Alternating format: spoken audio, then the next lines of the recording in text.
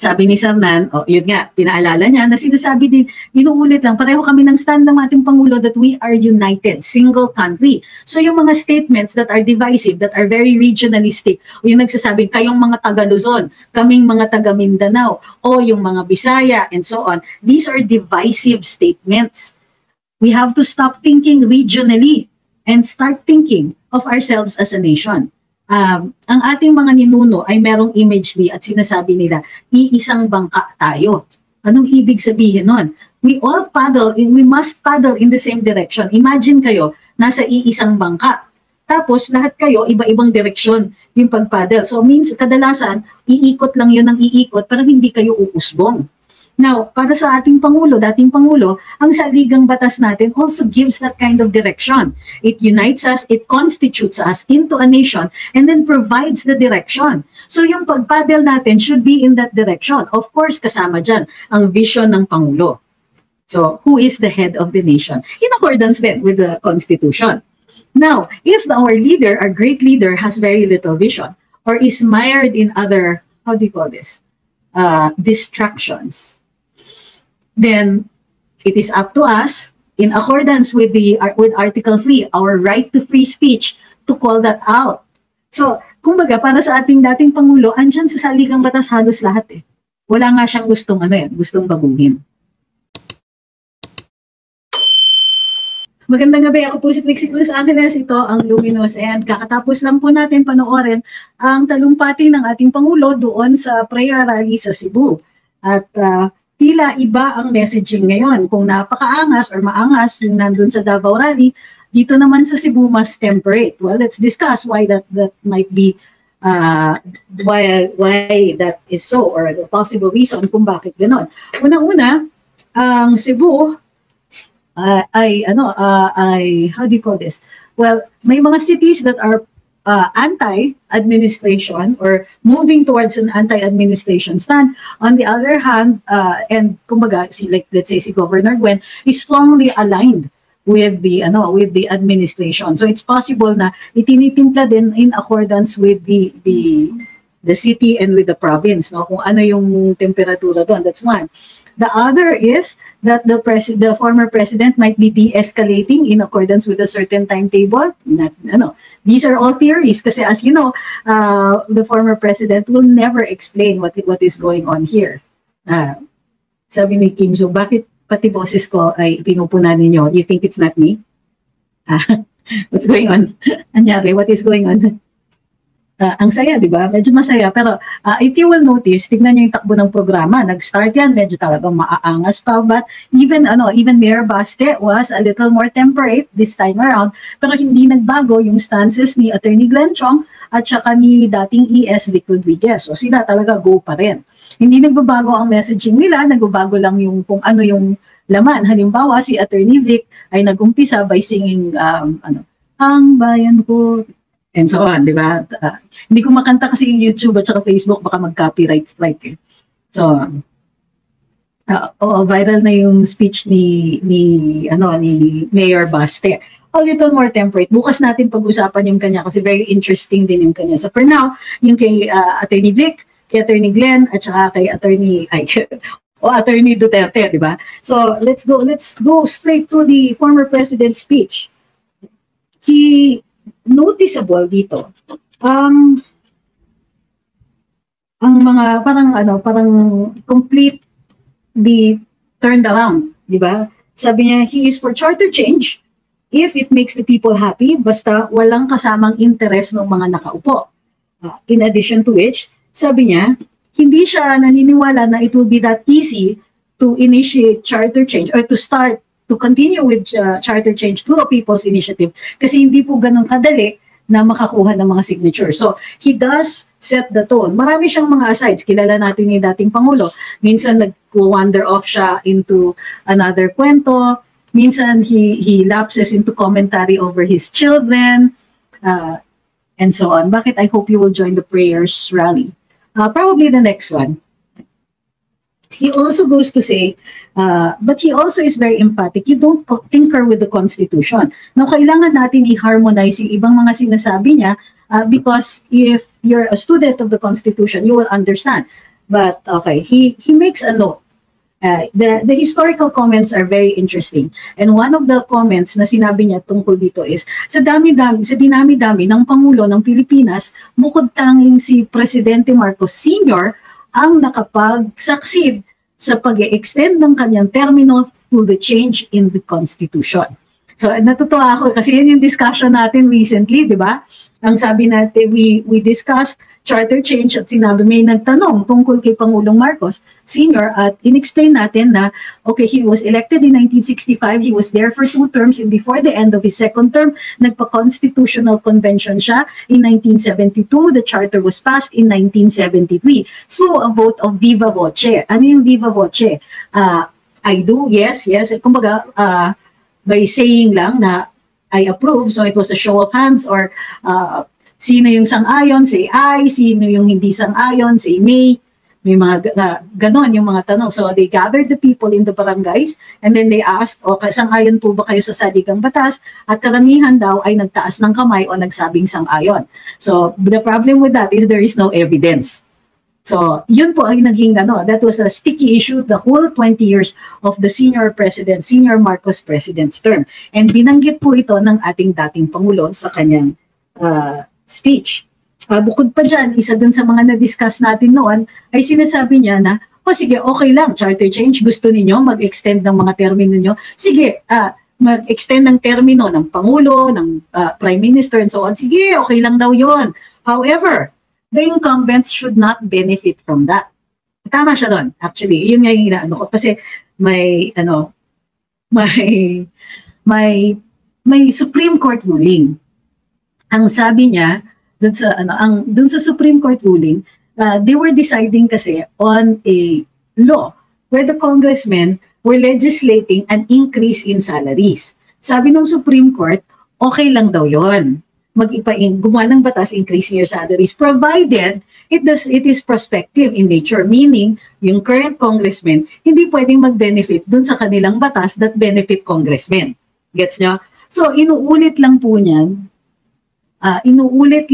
ni Pangulong Duterte, he knows about the Supreme Court ruling na pag itong mga to ay gumawa naman ng saligang batas at magre-redound to their benefit, yun talaga tututulan natin yon o tututulan niya.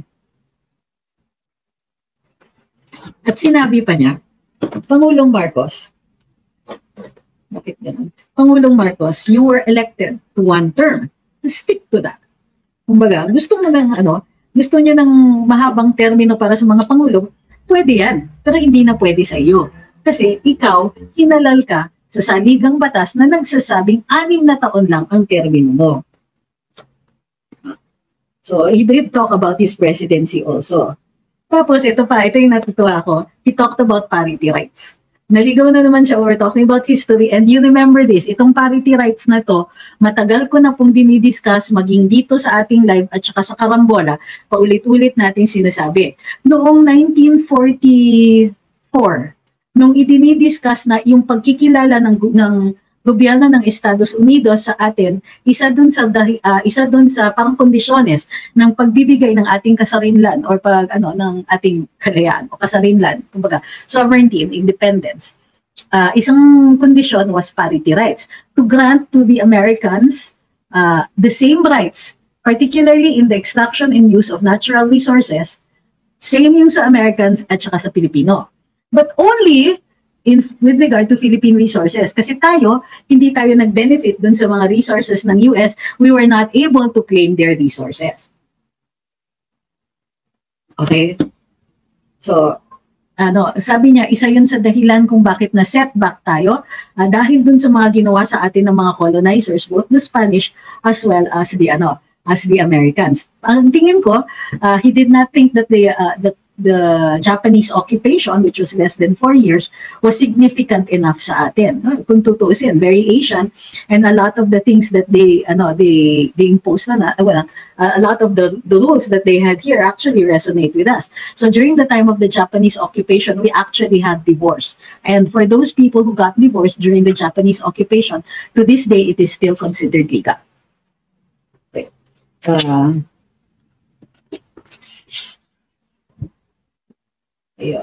na pinag-usapan niya uli ang droga. So, without actually correlating it to the president, the same way he did in Davao. Okay? So, this time around, he said, ang talagang kinagagalit niya, he reiterates it, ito ang droga. Talagang, galit na galit siya sa droga because kapag nakapasok ang droga, pag ginamit na yan, pagka andito yan sa bayan at hindi lalabanan, it will destroy the family. So, naligaw din siya dun sa when he's talking about his kids and their tattoo. Okay. He talks then about the president. So it's medyo stream of consciousness. So he talks about the president and he says, like we all, like I do, that he's a good man. Wala naman daw siyang nakikitang major na mali on the part of the president alone. About the rest of his government, sabi niya yung mga mas mababang posisyon, ibang usapan yon. Okay? Yeah. Sabi niya, gawin niyo lang ang tama. Addressing the president, so sinasabi niya, gawin niyo lang po ang tama. He thinks that the president is dignified, respectful, and humble, but he must be comfortable and content with the term that he was given under this constitution. He says, let the constitution work. Sabi niya, let us hope that the President Marcos does well. But then he ends with this, okay? He starts actually his speech saying that he does not see anything in this constitution that needs to be changed. Okay? Kahit daw yung mga yung term ng Pangulo, he was happy with that term. He knew that he would serve for 6 years, 6 years service, and then baba na. Okay, so tonight I'm going to ignore the trolls, but I'm going to screen cap a lot of their messages para sagutin natin at next time dun sa sa next live natin. Nagigigil ako dun sa isa pero I'm so ready to answer that one. Okay. So, but he goes back at the end ng kanyang talumpati, sinabi niya, the one thing that holds us together is the Constitution. Again, tuwan-tuwa ako dito because yung parating inuulit natin. It is the Constitution is a document that constitutes us into a nation. So what he says naman is a little more encompassing. He says, the Constitution binds us together. Without that, sasabog tayo. By sabog, he doesn't mean an explosion. What he means is it disunites. Kapag hindi natin sinunod yan, nagiging disunited tayo. And we know that this has always been a favorite topic of the former president. Para sa kanya, unity of the country. Sabi ni Ming, yat ito na tayo nirakokin natin ng mga dugyot na bashers. Okay. So, sabi niya, okay. So, yun yung major notes niya. Sabi niya, nakakatawa nga, medyo anticlimactic yung pagbabay niya. So, sabi niya, basically what he's saying towards the end is that we are a nation, we stand together. We stand together because the Constitution unites us. And therefore, it behooves us, salitang abogado yun, obligasyon natin, kailangan natin sundan ng saligang batas nang sa gayon, unified din ang ating approach. So ngayon, paano to i-reconcile dun sa mga sinasabi niya noon sa Davao? Actually, consistent pa rin naman. So, ang sinasabi niya, in the end kasi, at mahalaga yung part na to, susundan natin ang saligang batas. So, itong charter change na ito, sinusunod ba ang saligang batas? Okay. Ay, nako, ang kulat. Teka, nasan yung mga moderators? Kasi, it's bad enough that we have trolls. It's trolls with bad spelling. Oh my gosh. And then now, it's trolls with bad spelling and even worse grammar. Oh my gosh.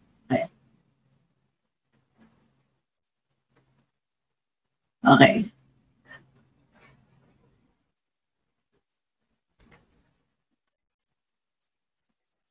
Okay. O, sige. So, why does he mention that? So, ang ano natin dito is to take note of what the topics are. One, the Constitution. Ito yung primary message niya. So, ang primary message is obey the law, obey the Constitution. Even when you change the Constitution, you have to obey the Constitution. Now, the Supreme Court decisions also provide depth to the Constitution. Ang Supreme Court po ang nagde-define ng ating saligang batas. So, kung ang mga desisyon ng Korte Suprema ay bahagi ng batas ng bayan, susundan din dapat natin yan. Kasi ito po ang nagbibigay liwanag sa mga probisyon ng saligang batas. Therefore, what can we conclude dito? Ang Republic Act 6735 ay alinsunod sa Article 17 ng saligang batas ng Constitution. Ito ang People's Initiative Law. At sinabi ng ating Korte Suprema, hindi po kumpleto o hindi sufficient ang RA 6735 para sa People's Initiative sa pag-amyenda ng saligang batas. Intindihan niyo na? Do you get it? So, if you want to change the Constitution, by all means, ito yung mensahe. By all means, you can change the Constitution, but you have to obey the law. And what is the law? You can't use RA 6735 because the Supreme Court said it is insufficient.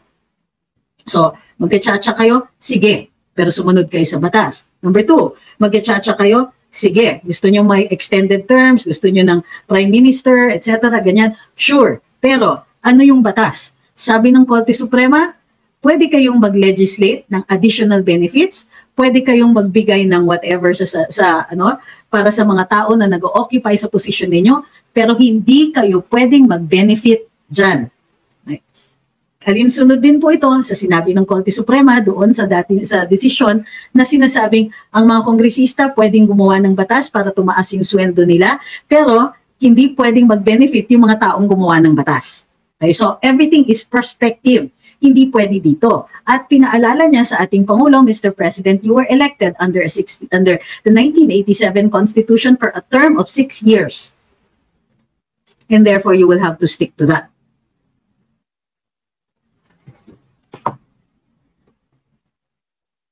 Okay, ako may request ako dun sa mga komento dito. Huwag po tayong divisive.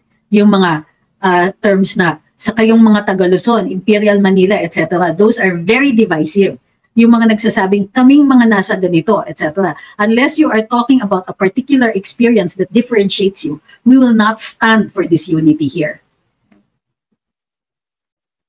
Sabi ni Ma'am Christine, I'm not good in grammar kaya di ako nagko-comment sa live mo. Uy ma'am, ang sabi ko, what I can't stand are trolls. Trolls with bad spelling and trolls with bad grammar. Kung hindi kayo troll, okay lang, mahaba pasensya natin dun. But you will have to understand if sometimes I will correct the grammar. And you can correct me as well. Okay. Kakatapos lang po namin mag-attend, sabi ni Rodel. Oo naman, nanood ako. Sabi ni Mami Salve, kung kaya pa sana ni tatay at bata pa siya, sana naging maganda ang Pilipinas. Oo nga eh. Okay. Itong comment ni na ayaw na sa kanila ng Taga-Luzon, tumigil ka nga dyan. Okay. Huwag niyo po munang gamitin yung comment section natin para dun sa mga personal ninyong kaso, ha? Teka muna.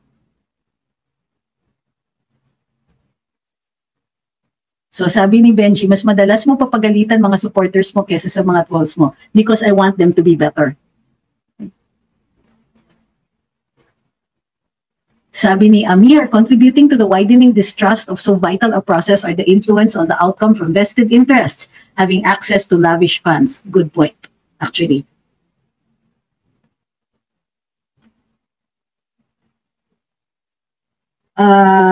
Thank you, Bob, for sharing the live, ha? Sabi ni Dylan, no to Marcos Romualdez. Oops, sandali, yan. Sabi ni Duha Kalaagan, hindi ako troll, nakikinig lang ako sa'yo, huwag mo akong pagalitan. Over, naniwala ka naman dun sa trollish na yon na parati kong pinapagalitan, followers lang. O ilang beses na ako na na pinakalma ng mga trolls, tumigil na kayo dyan. Sabi ni Doysters, Mayor Bastes sounds so much like President Duterte. Yeah, we said that since the Davao rally, talagang pag pumipikit ako, boses ni Pangulong Duterte yung naririnig ko. Naka-fashion statement daw po ako ngayon. Alam niyo kasi, no, aside from may lakad, hindi, sayang din kasi I have all of these office clothes and I'm tamad to use them in the office. And puro work from home ako. Sabi ni Trey, excuse me, taga Luzon kami ng family ko, pero hanggang ngayon, si PRD pa rin gusto namin. Hi, Harry, isang bark naman dyan. Naku, tulog na si Harry kasi tulog na. Andito siya sa paanan ko. Tulog na po kasi usually 10 o'clock inaantok na yan eh. Parang ako. Ito, Ma'am Cheryl says, pinapacify ni Tatay Diggs ang sitwasyon. Kaya medyo dahan-dahan siya sa statement niya. Posible. Or posibleng the game is a lot longer than we thought. Diba? We'll see. Kasi right now, who knows what his strategy is? Never mo magigess yung strategiya ni Pangulo unless in ka talaga dun sa pag-formulate nun. At any rate, we always expect it to be a good one. Hindi parati kasing obvious eh. Sabi ni Gado, bakit po naging economic provision ang sinusulong ng Kongreso? Di ba hindi naman yun ang unang sinusulong nila? Totoo po yan. In fact, sino ba ang tunay na nagsusulong yan? Karamihan na nagsusulong yan, yung mga taong hindi nagbasa ng buong mga provision ng saligang batas at saka hindi nagbabasa ng tinatawag na negative list. Bukod pa doon, hindi rin nila, kumbaga, hindi nagtitiwala mismo ang Kongreso sa batas na sila ang gumawa. Hindi po ganun katagal since the time that we passed the Public Services Act. So, ano ba itong mga to? Di ba kailan lang yung Public Services Act? 2022, 2021. Karamihan sa mga nasa Kongreso ngayon ay na-re-elect. At sila mismo ang gumawa ng batas ngayon. Tapos ngayon sasabihin nila, hindi kailangan pa rin baguhin ang saligang batas kahit nagawa na natin yung batas para dyan. Really? Bakit? Baka may kasamahan kayo na baguhin yon. Andyan pa kayo ah. It's not gonna change anytime soon.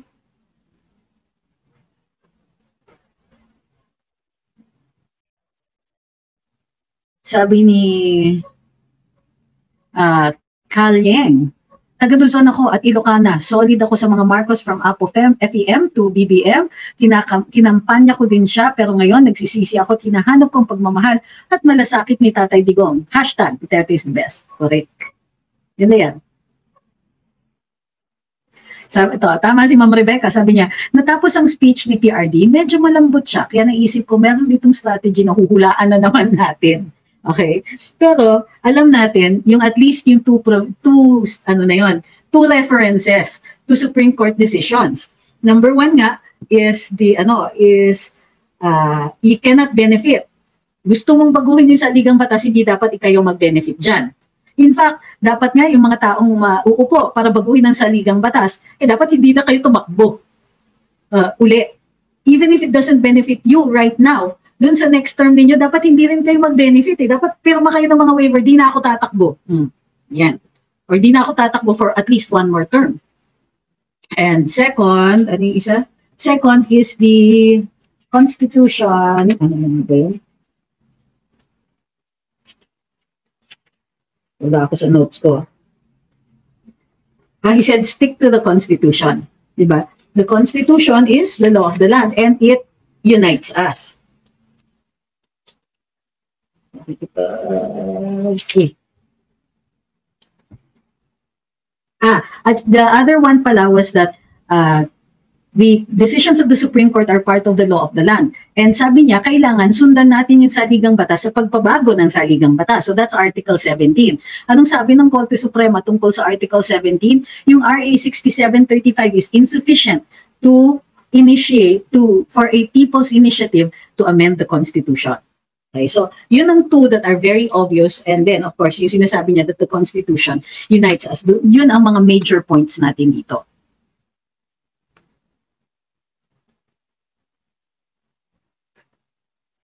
Ayun, sabi ni Sir Nan, yun nga, pinaalala niya na sinasabi din, inuulit lang, pareho kami ng stand ng ating Pangulo that we are united, single country. So yung mga statements that are divisive, that are very regionalistic, o yung nagsasabing, kayong mga taga-Luzon, kaming mga taga-Mindanao, o yung mga Bisaya, and so on, these are divisive statements. We have to stop thinking regionally and start thinking of ourselves as a nation. Ang ating mga ninuno ay merong imagery at sinasabi nila, iisang bangka tayo. Anong ibig sabihin nun? We must paddle in the same direction. Imagine kayo, nasa iisang bangka. Tapos lahat kayo, iba-ibang direksyon yung pag-paddle. So means, kadalasan, iikot lang yun ng iikot, pero hindi kayo uusbong. Now, para sa ating Pangulo, dating Pangulo, ang saligang batas natin also gives that kind of direction. It unites us, it constitutes us into a nation, and then provides the direction. So yung pagpaddle natin should be in that direction. Of course, kasama dyan ang vision ng Pangulo. So, who is the head of the nation? In accordance then with the Constitution. Now, if our leader, our great leader, has very little vision or is mired in other, how do you call this, distractions, then it is up to us, in accordance with with Article 3, our right to free speech, to call that out. So, kumbaga, para sa ating dating Pangulo, andyan sa saligang batas halos lahat eh. Wala nga siyang gustong baguhin.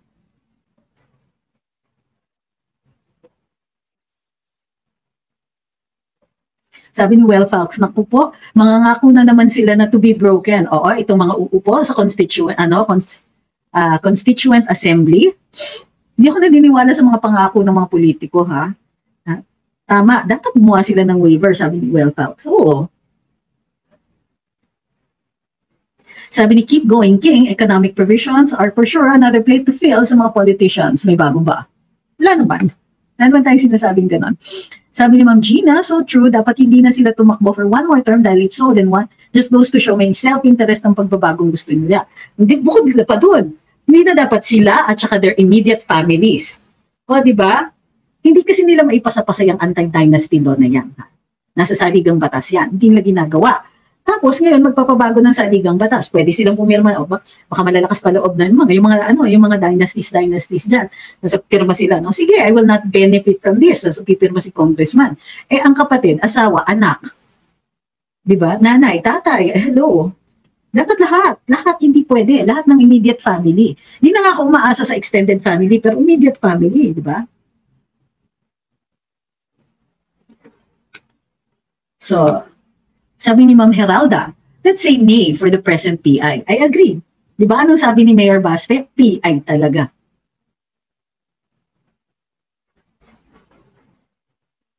Sabi ni Nerdy, thank you for translating FPRD's message. Hindi po buo yan, ha? I'm just concentrating on the highlights. Yung mga important that relate directly to the Constitution. Kasi yung kabuuan ng kanyang speech, nakikita natin tungkol talaga sa saligang batas at tungkol dito sa charter change.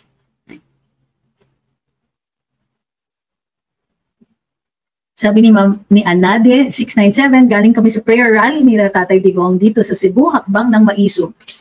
Thank you po for attending.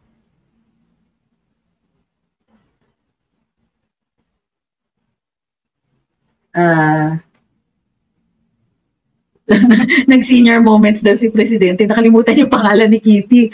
Tapos nakalimutan niya kung anong position si Inday. Ewan ko, ang tingin ko nagpapatawa na niya. Or he lost his thread. It happens to the best of us. Sa akin nangyayari eh.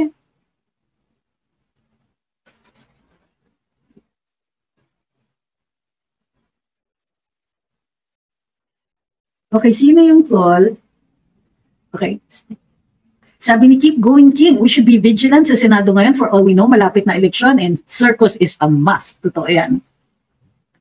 Totoo yan. Ay naku, I agree with you. Kailangan bantay-bantayan. I mean, on alert tayo pagdating dun sa House of Representatives, pero wag din po tayong malilingat sa Senado. Sabi ni Dolce Vita, mapagbiro yan si Piduts. Sabi ni Gear, okay na rin dun sa tol. Thank you.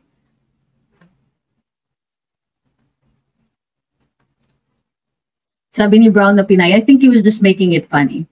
Well, it was funny. Meron nga mag-asawa nagbubukod ng address para lang makarun for Congress at manalo. Hindi naman masyadong halata kung sino yan, Leo, ano? Meron isa sa district, isa party list, dapat bawal yan. Oo, pero meron yan mag-asawa tapos magkatabi yung distrito. Ay, kakaloka. Hi kay Yu Chang, sabi niya, nope, it's not tanda moment. Script yan ni Digong pag nang-good time. He did it too sa Al Jazeera at kay Jessica Soho. So, okay, tama na. Ang dami na. Natawa ko nung sinabi ni PRD, hindi po kay Yu Chang yan. Natawa ko nung sinabi ni PRD, bakit yung pinagsalita yung preso? Si Baste, ba yan? Anak ko pala yan nagsalita sa stage. No, yeah, I got that. Sabi ni Nene Ayag, naku, nagpatawa lang. Okay, dami na, ulit-ulit na. Sabi ni Ma'am Johanna, mahina utak ko, hindi po ako naniniwala sa inyo, ma'am. Dahil lagi ako nasa live ni Atty. Trix, feeling ko ang tali-talino kasi ang dami kong nalalaman, mabuhay ka. Ma'am, hindi naman po mahina kayo. Hindi po ganun, hindi po ako naniniwala sa mga ganyan. Kasi meron tinatawag na self-awareness. Yung mga taong nagsasabing, hindi ako katalinuhan.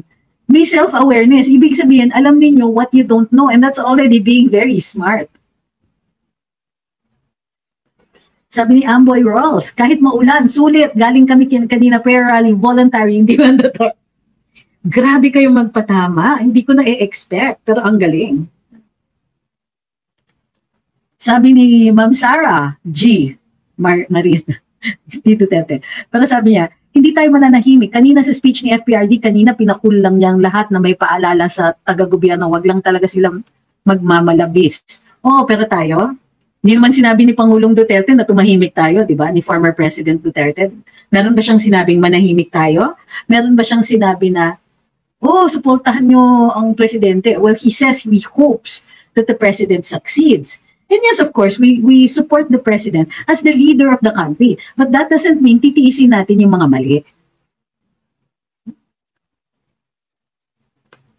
Sabi ni Faye, nilangaw daw ang maisog rally, 15K, yung EDSA, kamusta? Hindi, alam nyo guys, stop getting hung up on the numbers who were there. Mahalaga yung mga nanood din. Di ba? Modern na po ang panahon ngayon. Yung number of warm bodies na nandyan, they count only kapag ganun kalaki ang or kapag walang mass media, pag hindi siya nako-cover.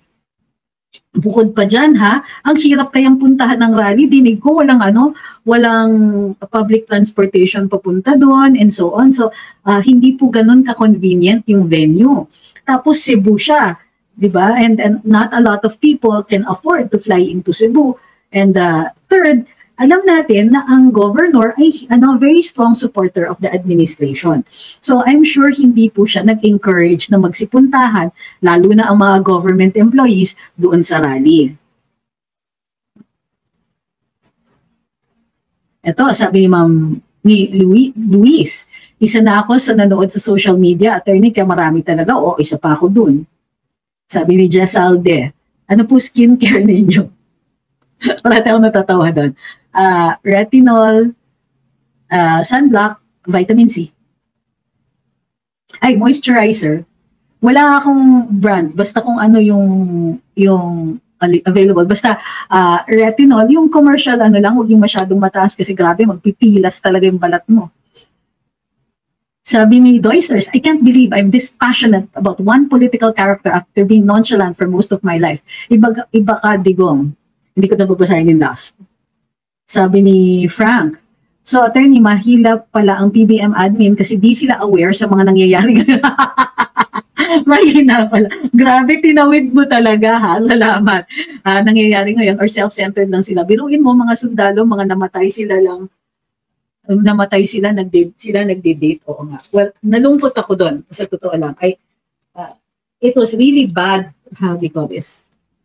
The president is very concerned about his optics. And so that was a really bad decision on his part na he should have made it a date night, yung mga tipong isama niya si First Lady, dumalaw sila dun sa mga wake, instead of spending another, a Valentine's na, pwede naman kayo mag-date any other time.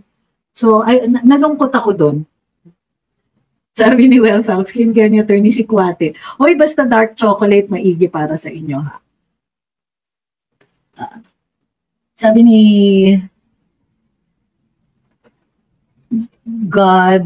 Godida Crumper, kalmado po si Tatay Digong, maaaring nag-iisip pa rin siya ng bagong passbook ni Pastor. What do you mean passbook? Sabi ni Aris, I think they're aware of what's happening pero they have their own priorities like parties. Sabi ni Fugly, very insensitive ang admin ngayon, pati pagpunta ni Inday pinupolitika. Oo nga Sabi ni Gear, I think FPRD knows and trusted the Filipinos to criticize the government. That's why he's calm. Well, I think alam na niya that that's what we're already doing. So hindi na niya kailangan to belabor the point also. Sabi ni Ma'am Judy Ann Barquilla, feeling ko, attorney, knowing how mischievous Tatay Diggs is, si De Lima ang tinutukoy niya nung sinabi niyang bakit pinagsalita ang preso. I think, but I think he was also referring to the tattoos. Thank you kay TJ because he became a YouTube member. Sabi ni Kevs, it's nice to see our fashionista press secretary. Sayang yung mga office wear ko, no? Although ang pambaba dito, naka-shorts ako. Tapos na meeting. Sabi niya, ni Roy, I just realized how brilliant Attorney Vic is kasi during his time, lahat ng galaw ni BBM, right move and wrong timing. Actually, he is, I agree with you, he's an excellent manager and for me, was an excellent executive secretary. Bakit? Kasi yung operations, one, mabilis ang papeles. Number two, hindi confusing yung mga appointments except pag may nakikialam. Bahala na kayo mag-interpret niya. Number three, he was always on top of the operations at halos siya na rin ang nagpapatakbo noon ng PMS. Hi kay Miss Arabiata, sabi niya, hi, I love you. Yan. Halos siya yung nagpapatakbo ng PMS. Kasi si Sec Naida noon parating nakatutok kay Presidente. And so, si Attorney Vic had to pick up the slack when it came dun sa pag-move ng mga papeles. So, yes, I agree with your impression that he's very, very smart. Plus yan, he is also an excellent manager. He managed the affairs, the administrative affairs of government, and in fact, had excellent input, which the president relied on with regard to certain decisions. Again, as with any administration, it was not perfect. Nobody claims that it is perfect. There were mistakes. Tao lahat ng nagpapatakbo dyan. So maganda yung how do you call this? It was still a good balance. Kumbaga.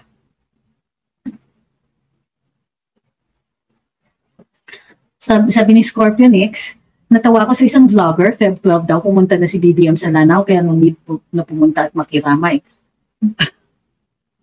Okay. Siguro ganun na rin talaga kababaw ang tingin nila sa personal touch. Kumbaga, hindi ba kayo nahabag na ang isang pamilya, they have to go on without their family member. So, okay lang kasi okay na kayo, parang nakiramay na rin ako sa inyo kasi earlier on, bago pa kayo nagkaganyan, ay dumalaw na ako.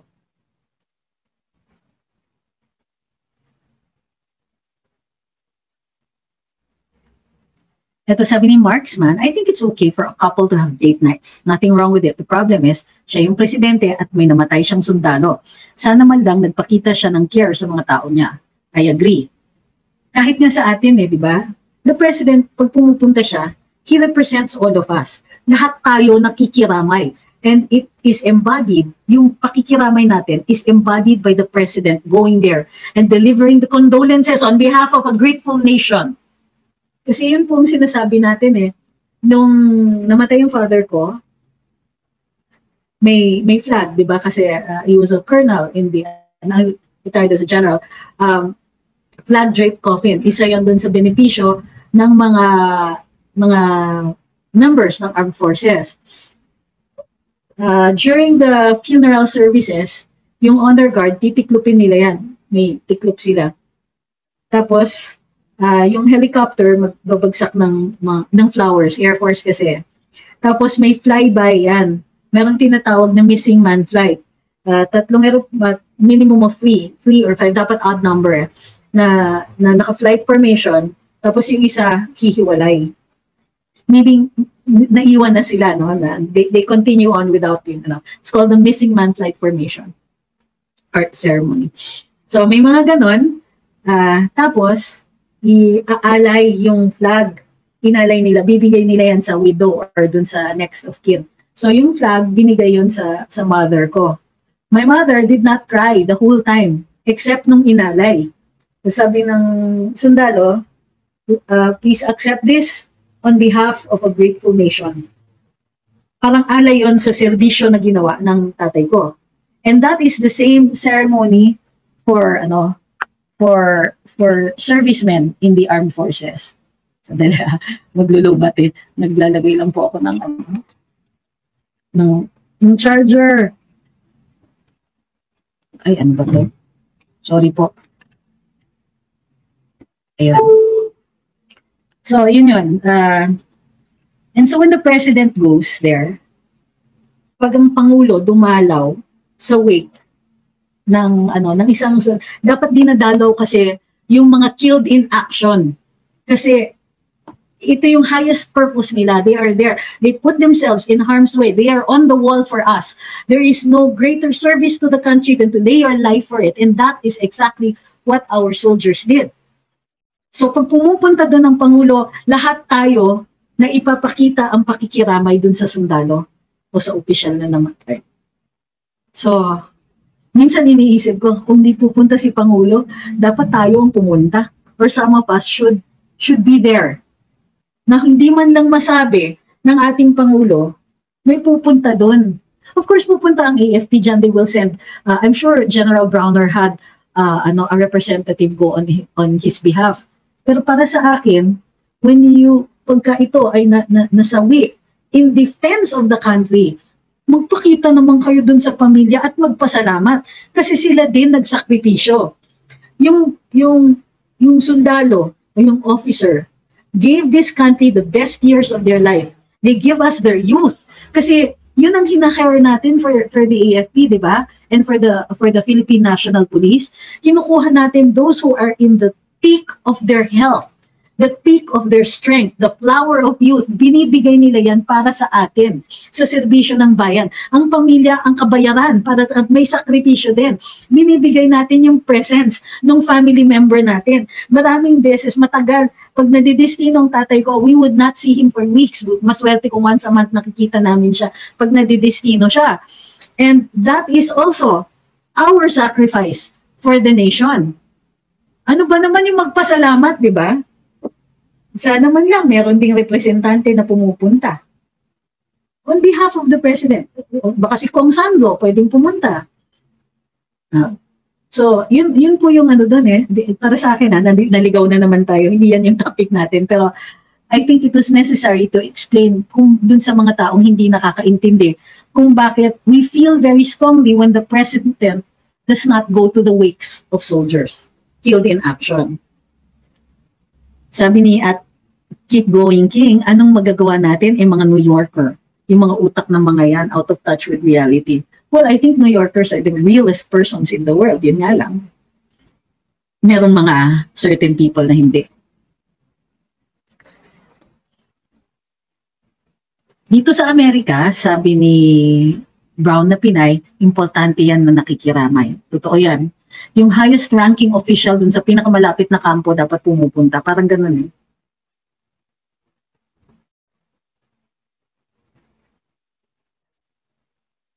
Sabi ni Well Falks, ang lalim talaga ni Tatay Digo, ang hirap arukin. Great strategist talaga, unpredictable. Exactly, tama si Well Falks. Sinasabi niya, unpredictable. And that's exactly what we need if you consider that this is a battle. There's cat here. Where's my cat? I'm very suspicious pag there are no cats crawling all over my table, which means they're up to something. So, ito sabi ni Sir Nan, pag si PRD hinahalikan ng bandila, di mo maramdaman ng kaplastikan, madalas teary-eyed pa nga. Sabi ni TJ, off topic, have you heard of the lawyer na namatay sa engkwentro ng NPA versus military? She was a UP graduate. The rebels didn't stand a chance from the Black Hawk strike. As a matter of fact, yes, and we discussed this yesterday. I feel sad kasi isa pa yun, also the flower of our youth, di ba? The youth, who are also giving the best years of their life to a lost cause. Sabi ni Scorpionix, nakapunta nga sa concert pero makiramay, wala. Sabi ni Nerdy, FPRD bowed after his speech. Nakakamiss talaga ang humility ng isang presidente. Totoo yun. Sabi ni Mariti is, alam ko pa ulit-ulit na lang ang tanong na ito, ano ang reaction ng mga men in uniform tungkol sa pangyayari na ito. Salamat po. I am not at liberty to say. Baka sabihin nila, bakit ako magsasabi? Baka sabihin nila, hindi po ikaw ang pinili namin kinatawan. I can tell you later on, with their permission, of the people that I get to talk to. Pero so far, hindi pa nila pinalalabas kung ano yung iniisip nila. Masama yung pag naglabas sila nang wala sa oras, Eh, mamaya maglo-loyalty check na naman. Mahirap na. Sabi ni Phil Canadian Family Vlog, nakakaawa si FPRD, mukhang mahina na siya. Instead na magpahinga, kinakailangan pa niya magpuyat para sa mga Pilipino. Ay, yung pagpupuyat, kayang-kaya niyan. Maniwala ka, ako sumusuko sa puyatan niya. Minsan kasi yung pagka may mga meetings kami and all that, yung chika sessions lang, mga tipong nagiinuman-inuman kami ng ganyan, pero hindi hard. Mga ano lang, how do you call this? Video okay, ganyan. Sasabihin niya na, minsan alas 2, yung antok ko talaga, hirap na hirap ako, sige siya, go lang. I agree with FPRD na the Constitution binds the Filipino people. Salamat naman at naniniwala kayo. Nung ako yung nagsabi, hindi kayo naniwala. Sabi ni Judy Ann, parang di ko kakayanin ang sakit ng dinanas ninyo as immediate family ng mga sundalo natin. Ang sakit-sakit kasi isipin and makita ang marinig ang mga stories, ang tapang ninyo. Well, ako, my father died after he had retired, so pero masakit pa rin, di ba? So para dun sa mga pamilya na ang sakripisyo ay ang buhay ng kanilang mga mahal sa buhay at and they died in the fighting for the country, ang sakit talaga. Pero meron ka rin pride kasi ito kamag-anak ko, he died a hero, she died a hero, may mga ganyan. Sabi ni Nerdy, even during FPRD admin, nakakapuyat, pero abangan nyo talaga pag nagsasalita siya. Totoo, isipin nyo ngayon, gising pa ako, anong oras na? Sabi ni Leo, buti na lang 2031 pa ako mag-renew ng passport. Yung current passport ko, FPRD pa ang signature. Hopefully, pag nag-renew ako, Duterte uli ang signature. Hashtag Duterte pa rin, hashtag we deserve better. Hi, kay user 56717.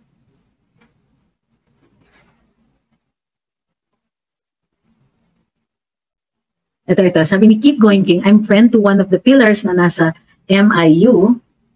Ano yung MIU? Marvel International Universe. All I can say is that they're all ears and observing. Good point.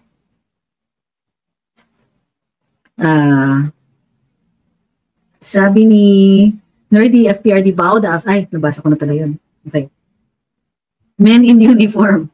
Akala ko, kasi yung ginagamit ko is, military and other uniform services, so MUS. So, thank you, Fugly. Sabi ni Doyster, snappy salute sa ating kasundaluhan at mga kapulisan at kanilang mga pamilya. Di tayo magkakaroon ng matatapang na mandirigma kung wala ang kanilang mga pamilya. Well said.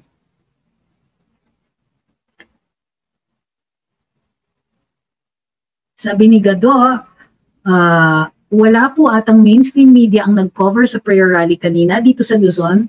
Sa YT lang kami nanood. Andito din po ako sa Luzon. Alam niyo naman. Ako hindi na ako nagugulat sa mga ganyan So, yeah, pero i-report nila, hahanap sila ng spin, tapos i-report pa rin nila. So, ano yan strategic yan. So, hindi i-cover. So, yung karamihan ng mga tao, particularly those na hindi talaga masyadong nakikinig sa online or hindi masyadong nag-online, which are those places na mahina ang coverage and so on. So, malaking portion pa ng Pilipinas yan. Hindi nila narinig ng live, kasi nga hindi kinover, yung take nila, yung spin nila ang maririnig at makikita. So, andyan na yung mga komentarista nila at saka yung mga coverage sa dyaryo and by this time, may spin na. So, yes, hindi po yan aksidente.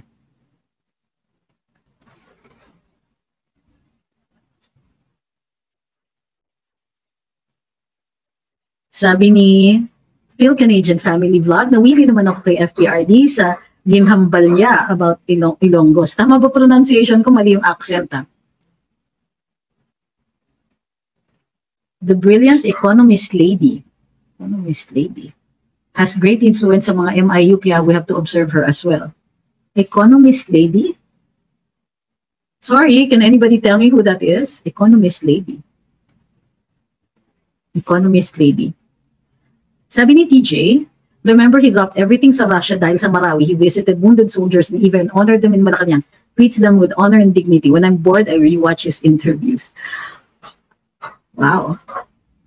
Si GMA yata yan. I think you put too much faith in that one.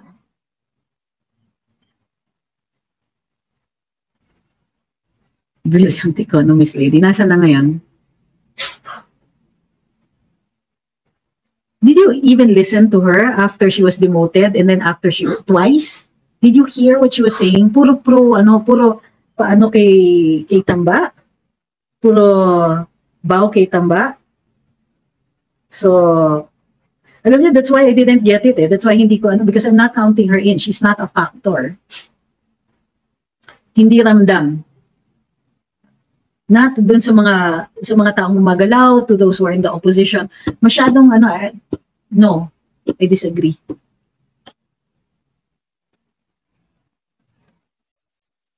Sabi ni Juanito, PRD mentioned more than once in his speech that he was having meetings with military generals. The last time, yeah. In this speech, oo nga, no? Yeah. Because he constantly listens to them. Yeah, you're right. Sabi ni Pedi, tapos i-ambush interview si PBBM tungkol sa rally sa Cebu, pero planted o alam na ni BBM kung ano yung question, kaya scripted na yung answer. Malamang yan yung tanong na, former President Duterte said that you're a good man, that you're, ano ba yung sinabi ni Presidente? Principled. Hanapin ko. That he is, notes ko, nandun yun eh.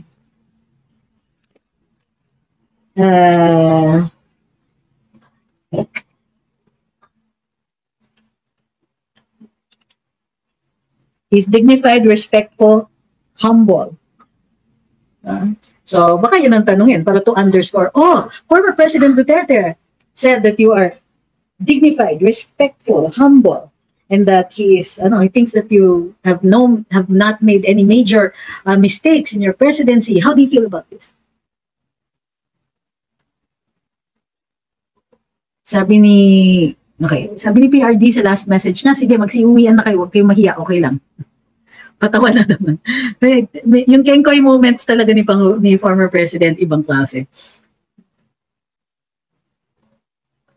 Sabi ni Doysters, yes, can't count on GMA now when Bong Revilla and the Senate doesn't even say a thing about what's going on. Teka, bakit nyo naman kinumpare si Bong Revilla kay GMA? Pero sabagay, what do you expect from plunderers? Ooh, I didn't expect that. Sabi ni Kalyeng, baste, kahit di ko naiintindihan masyado mga sinabi, natatawa ko dahil sa gigil niya kay Tamba, lalo sa pamimigay ng relief na may larawan at pangalan nila. #Baste the Macho. He's starting to look more and more senatorial to me, or at least more and more national. Taran! Sabi ni wow, plunderers. Oo nga, nagulat din ako dun sa statement, sa comment. In fairness to Inday, she left Lakas CMD kasi nakita na niya moves ni Tambi at di na niya matake, not just for Gloria. I agree. She did it to take a stand. Diba? And Mrs. Arroyo is a party mate of Tamba. Are you really expecting her to do something? No. Because if she did, she would be active. Hindi nagtatago eh. And no, she's not like that na she would do, she's sabrosa, hindi. Makikita nyo yan, glad handing, umiikot dapat yan.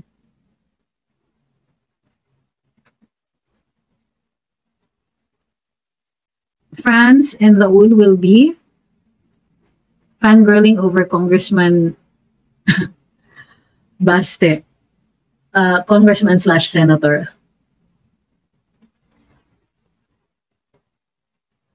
Sabi ni Gerald, hi, sana magkaroon din ng prayer rally dito sa Metro Manila with Tatay Dico. I hope so. Sabi ni Paulo Licuanan, ang COMELEC chairman ay kanila. Kaya medyo naglilipa na ang pera sa 2025 at 2028 elections. Parati naman sa lahat naman ng election. Sabi ni Gary John Nicole, nakakalungkot na ang nangyayari sa bansa natin, mas nakikita na ngayon ang mga personal na intensyon. Sa akin, kung hindi man sinasabi ni Presidente, ang sinasabi ni Presidente, former President Duterte, is wala siyang nakikitang major mistake. Ako meron. Yung ayuda nation natin. Of course, primary mover niyan ay si Tamba. But ang execution niyan is the executive. And therefore, you can tell Congress, wait, this is not the policy that we want. We want a developmental budget, not an ayuda budget, which is anti-development. Naglalabas ka ng lalabas ng pera, but you're not creating change. You're just helping people get by, which would happen if you had a developmental budget. Ay, nako.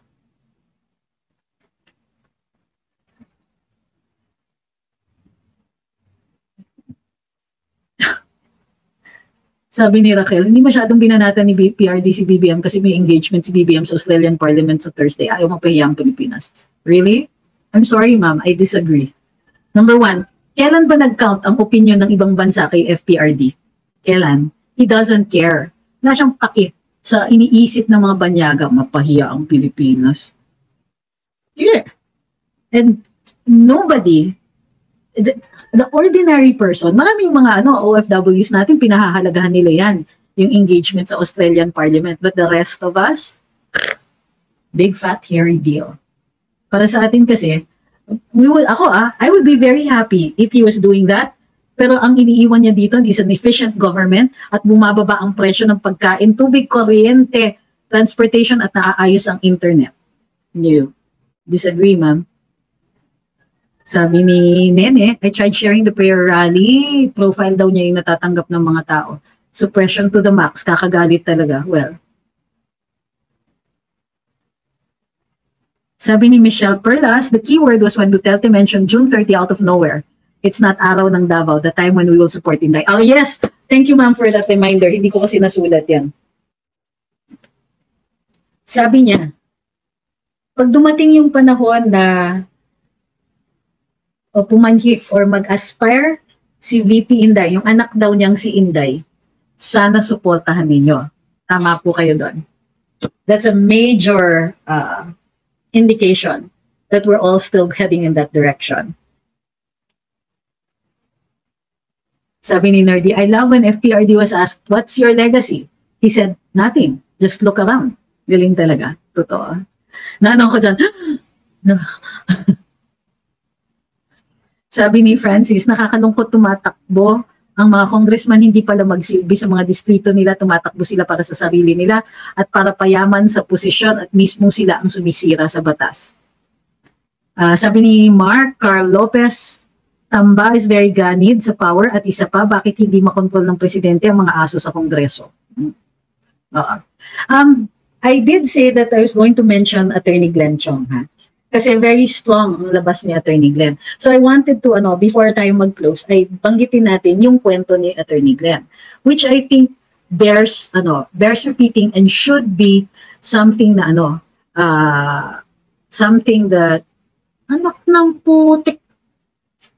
Sorry. Somebody's, asking kung prayer rally ba daw yun? Huwag daw akong magsinungaling. Pagka ganyan, nag-i-expect na pala kayo ng masama yung sasabihin ko, bakit kayo nagtatanong? Kayo talaga. So anyway, Attorney Glenn Chong's accusations are very serious. And he has evidence. The evidence, among other things, is his testimony. The fact that he was personally present when he says that the First Lady met with Smartmatic in violation of the Omnibus Election Code. Right? He also indicates that there is reason to believe that the numbers of the last election are not exactly accurate. So, it's something that, and Attorney Glenn is not letting go of that issue. And so, ako ang tingin ko, this bears support. Kumbaga, we should support him. He did, hindi lang po niya kinikwento to, nag-file siya ng kanyang affidavit. At final yung affidavit sa COMELEC, which the COMELEC treated very cavalierly. And that's something for me to be suspicious about. So, ang tingin ko dyan is, Attorney Glenn is also warning us. Elections are coming up. And therefore, we must be on our guard. If what Attorney Glenn is saying is true, and he's very adamant about what he is saying, na totoo na nakipag-meet nga sa Smartmatic si First Lady, then if there was cheating in the last, or violation of the election code in the last elections, what's to stop them? Now that they occupy a position of great power, what is to stop them from doing it again and doing it slam dunk? Meaning, hindi na tentative. They will push it.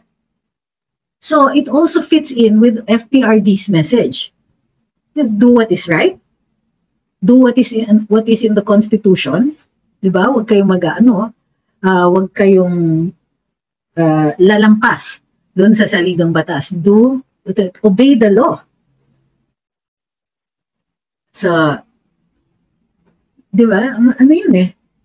Seryosong akusasyon yan eh. Hindi lang yan. Ano nga ako eh. Kasi Attorney Glenn has been saying this for some time already and he has been very consistent. So, ako, I support Attorney Glenn Chong.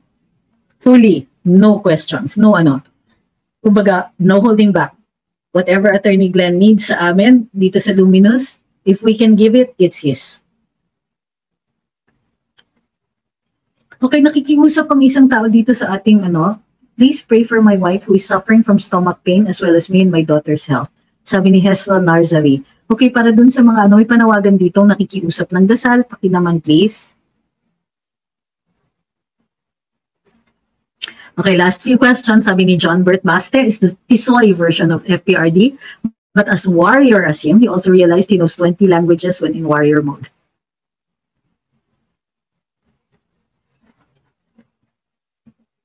Sabi ni Jabba Wakis, we Filipinos should be alert and cautious at all times, at any time, because elections are coming for it is 2025.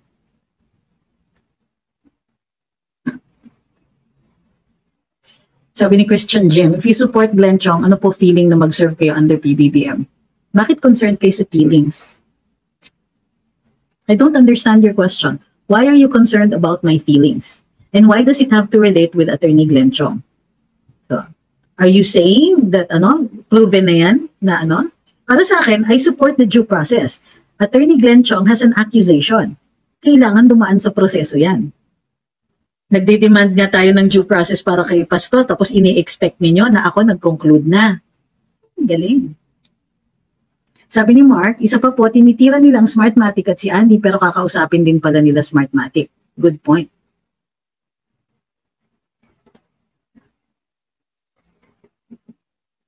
Sabi ni Faye, if FL is capable of doing this, we have to be on guard for 2025 and 2028. Doubly, triply, true. Yes. Sabi ni Ma'am Veronica, ngayon ko lang po nakita ng mga congressmen na nakakapag-travel. Nakita po po kasi live ni Kong Emeng, taga-Gapan. Saan siya nagpunta? Sabi ni Ponpon, tinakot pa nga si Attorney Glenn Chong noon sa di niya pagtitigil about sa Smartmatic. Remembers driver? That's true. Sabi ni Rhea, dapat mga senador talaga like you. Kasama si Attorney Glenn Chong, yes. Attorney Vic, yes. May mga alam sa batas, di yung sikat lang may pera butin natin, but no more. Let's be wiser. Sabi ni Ma'am Veronica, hindi ko ba nun? Sabi ni comment, true, Baste really sounded like Digong kanina, pati yung manner niya of sharing his connections with Cebu sa pamamagitan ng bloodlines nila. Yes, I like that. That was a good touch. Sabi ni Ruby Asuncion, Smartmatic pa rin ba sa 2025? Hindi na po. Sabi ni Pedi, okay sana mga revelation ni Pastor ACQ, kaso parang napakamot ulo ko sa sinabi niya, single ako, pinag-aagawan ako. Bakit? Entitled naman siya sa kanyang opinion. And for all you know, and di ba, hindi ba para sa akin, yan yung mas nakakaalam siya kaysa sa akin. Totoo yan, yung sinasabi niya. No, para sa akin, sure, why not?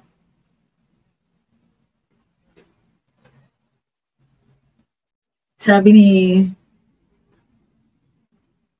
Ma'am Raquel, kailangan talaga natin maging mapanuri. I agree. Sa susunod na elections at alerto sa mga ginagawa ng HOR ngayon. Parang anytime, iisahan nila tayo. Alam nyo, ma'am, ramdam na ramdam ko po kayo.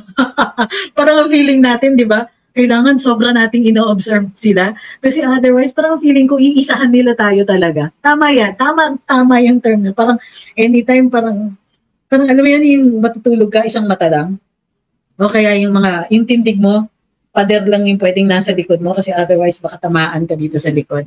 Nakakaloka.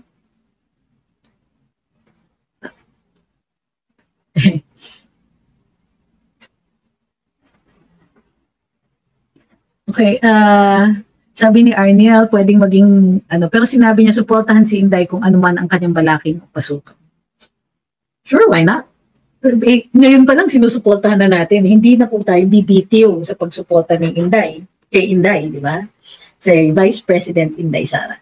Okay, so muli, bukas mag-live tayo mas in-depth na discuss natin yung mga sinabi ni Mayor Baste, sinabi ni Attorney Vic, and so on. So maraming salamat din po sa lahat ng sumubaybay ngayong araw na ito. Maraming salamat dun sa sa hindi nyo pinapansin yung mga tools. Maraming salamat din po sa ating mga moderators. Good job. And maraming salamat din at sa malasakit ninyo para sa bayan. Muli, ingat-ingat. Alagaan ang inyong kalusugan, kailangan kayo ng ating bayan. Good night. See you tomorrow.